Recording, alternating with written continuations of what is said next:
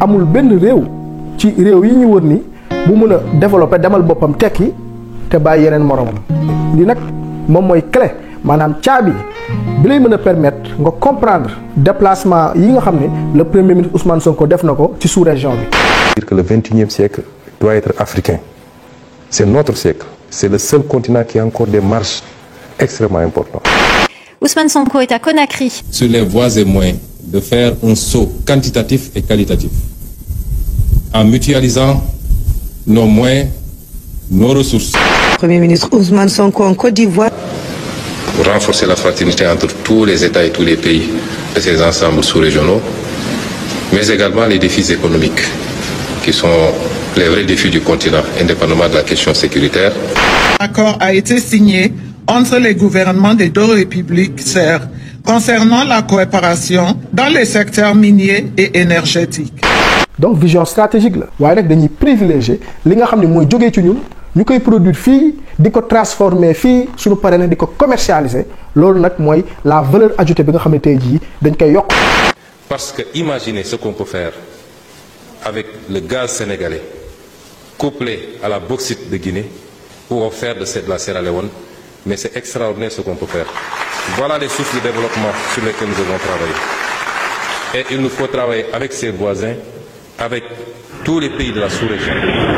au-delà des clivages politiques, qui à mon avis restent cantonnés à des considérations politiques. Nos peuples sont condamnés à travailler ensemble. Donc Sénégal lii la bëgg a proposer tabax benn corridor intelligent relier pôles yi relier tali yi relier zone de transformation yi mooy usines yi nga xam ne dañ koy teg matière première di ñëw ñu ko fay transformer pour nag commercialiser ko ci biir marché bi nga xam ne tey jii ça dépasse plus de 450 millions d'habitants mooy population CEDEAO bi. bu ñu xuusee nag dafa am lu am solo lu ñu war a wax ku nekk corridor aussi da ngay wax infrastructure tali train port aéroport. benn architecture teg ay infrastructures yoo xam ne physique. mooy xaat bi gazoduc yeeg yooyu noonu ngeen doon dégg ay zone franche ak ay aéroport mais aussi tamit mu am benn soft aussi tamit ba ay mécanisme d'intégration douce boo xam ni ay accords douaniers ay contrat industrie plateforme logistique yi kon boog tey jii ñaari tomb bi mooy bii xaat bi bii nekk soft bi buñ ko boolee nag Sénégal fa la wéeru pour dox tabax ay corridor ndax tey jii réew bu am plus de 3 4 5 ports Dakar port na Ndayane portu Kaolack Ziguinchor ak yu ko ëpp mu am aussi tamit benn aéroport ëpp bi nga xam ne mooy AIBD ak 14 aérodromes gën saa néew mais aussi tamit mu am ay réserves de zircon fer phosphate or bauxite Senelec commencé switcher sax jóge ci désert bi nga xam ne moo doon fonctionner ñëw ci mbirum gaz. des milliers de kilomètres de corridors routiers comme par exemple Kounda Matam dañoo nekk en expansion ndax li koy mëttali benn complémentarité régionale ndax tey jii Guinée 40% de réserve mondiale de bauxite moom moo ko am na hydroélectricité ndax tey jii bëri na ay chutes d'eau yu fa am tey jii yoo xam ne am na fa Burkina Faso 4e producteur d'or africain secteur stratégique ay cheptel stratégique ay agroalimentaire ci agrobusiness bi Sierra Leone également am un port comme ni ko Sénégal amee ndax par exemple tey jii boo leen gëstoo actualité bu ndaw a ndaw gis ngeen Maroc par exemple moo ngi jéem a approché lii nga xam ne mooy les pays de l'AOS pour ubbil leen benn port ci contexte boobu lañ nekk. Alors pour bien la comprendre, il faut voir que cette main tendue s'inscrit d'abord dans une problématique régionale. Le Mali, le Burkina, le Niger et le Tchad sont 4 pays enclavés qui ne bénéficient pas naturellement de frontières maritimes, ni avec l'océan Indien à l'est, ni avec la Méditerranée au nord, ni avec l'Atlantique. Donc à l'ouest, la proposition marocaine de leur faire profiter de ces 1500 kilomètres de côte sur la Méditerranée et l'Atlantique est donc par nature très intéressante. Marocains yi comprendre loolu ci contexte boobu également gis ngeen Union européenne comme actualité bi ngeen di gis nii ci suuf di financer li nga xam ni mooy alternative au port autonome de Dakar. Une route longue de 1030 km va bientôt relier la Côte d'Ivoire au Nigeria. Sur le corridor Abidjan-Lagos, qui est vraiment un corridor stratégique, comme ça a été rappelé tout à l'heure, et qui va renforcer l'intégration régionale, développer le commerce davantage, créer des emplois et renforcer l'industrialisation sur toute la côtière africaine qui va jusqu'à Dakar. Merci de nous rejoindre, Monsieur Downs. En quoi la garantie UE-SFI s'inscrit-elle dans l'initiative Global Gateway ?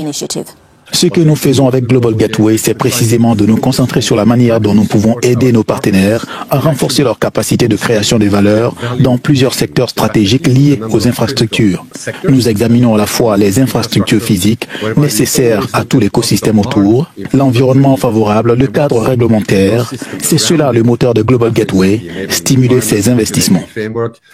gis ngeen le premier ministre Ousmane Sonko bi mu demee Guinée journaliste bi jël kàddu moom neen day wax ci turu journaliste yi nga xam ne ñoo nekk ci àdduna bi. Premier ministre, donc voilà, je m'appelle Tanguy Bihan, je suis journaliste pour RFI, mais je m'exprime au nom également de mes confrères de la presse internationale. Alors en Guinée, ça fait maintenant de nombreux mois que 2 activistes de la société civile et un journaliste ont disparu. Des organisations de la société civile sénégalaise et guinéenne ont interpellé le Premier ministre sénégalais Ousmane Sonko sur cette question, lui ont demandé de s'exprimer auprès des autorités guinéennes sur cette question. Alors je voulais savoir si aujourd'hui, au cours des rencontres, est-ce que c'est un sujet qui a été abordé et est-ce que vous souhaitez profiter de ce moment devant la presse pour vous exprimer à ce sujet? Merci pour la question. Je suis venu ici pour une tournée économique et voilà une question éminemment politique. ba pare nag jëm ko poser benn question piège parce que ñoom fu ñu gis buntu rek pour yàq pour casser pour dindi li nga xam ne tey jii mooy intégration africaine bi dañ lay piéger dañ lay yàqal te loolu nag la journaliste bi doon jéem a tenté mais xam ngeen Ousmane Sonko le premier ministre il est expérimenté ci genre de situation yi fii nag la amee solo le ministre de la défense ànd ak le premier ministre mu am solo ndax en 2024 nee nañu en 2024 ci statistiques yi ngeen di gis nii nee nañu 7555 yi nga xam ne décès moo am dañoo dee ci terrorisme ci àdduna bi 3885 yi ñoo ngi ko am fii ci zone Afrique Sahel bi te Burkina Faso am ci 1532 décès Mali am 604 Niger am lu toll ci 930 décès ndax pauvreté la tudd noonu la tudd Sénégal noonu la tudd Guinée noonu la tudd Mali noonu la tudd Burkina terrorisme aussi tamit ni muy mele forme yi muy mel Burkina noonu lay mel Niger à quelques différences près kon boog pourquoi ñuy xaar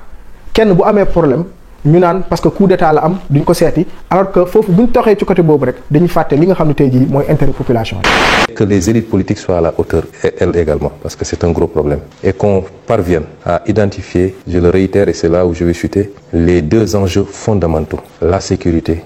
et le développement économique. Malheureusement, on perd beaucoup de temps sur le débat politique. Donc réponse bi dégg ngeen Ousmane Sonko lu mu wax amul benn réew ci ñun ñi bu mun a développer bàyyi yeneen morom yi donc kon boog tey jii àndandoo doon benn say donc réponse bi du mun a nekk rek militaire plus nit yi di am liggéey plus aussi tamit ñu am lu ñuy dundee mais plus aussi tamit ñu mën a financer armée yi mën a nekk benn population yi nekk benn ndax économie day boole. lii posture bi dafa leer dafa assumer dafa leer ne plus dépendre des institutions internationales bilatéral multilatéral mooy maanaam France États-Unis ak yeneen ak yeneen donte kenn du leen tëjal buntu yi waaye nag dañuy privilégier li nga xam ne mooy jógee ci ñun ñu koy produire fii di ko transformer fii suñu paree nag di ko commercialiser. également prioriser ay dépenses productives comme la ko waxee lu jëm par exemple ci agriculture bi récemment gis ngeen contrat yi nga xam ne lu toll ci 1000 milliards tey jii état du Sénégal signé na ko pour financer secteur primaire bi premier ministre Ousmane Sonko à travers projet bi nga xam ne BAT moo ko financé mooy PAVI 2 bi nga xam ne DER moo koy doxal gis ngeen lu toll ci plus de 107 milliards de francs CFA ci pêche agriculture ak élevage. également dans la même lancée gis ngeen aussi le directeur du port autonome de Dakar Waly Diouf Bodian contrat bi mu signé fële ci Mali bi nga xam ni dañuy gën a defaraat suñu intégration économique ndax xam ngeen bu baax ne 20% exportation yi nga xam ni Sénégal moo ngi koy def Mali la jëm. donc kon boobu boo leen xoolee chaque jour ñoo ngi teg ay base pour benn Sénégal boo xam ne day jóg taxaw waaye tamit jóg taxaw ci benn environnement boo xam ni mooy maanaam CEDEAO ak régional boo xam ni réew yi dañuy àndandoor àndandoo xeex li nga xam ni mooy problème yi njànkonteel te nduroo ko. xam naa nag fii laa yem ndax bëgguma guddal en quelque sorte bañ a def vidéo yu gudd yooyu noonu yu naqaree seetaan moo taxoon ma ne naa def vidéo bu gàtt bii rek pour indi benn lecture ci li nga xam ne tey jii mooy derrière li nga xam ne mooy les discours politiques. ñu comprendre ban vision diplomatique stratégique économique sous-régional le déplacement yi nga xam ne tey ji Ousmane Sonko am na ko te ñu mun ko cee jàng jërëjëf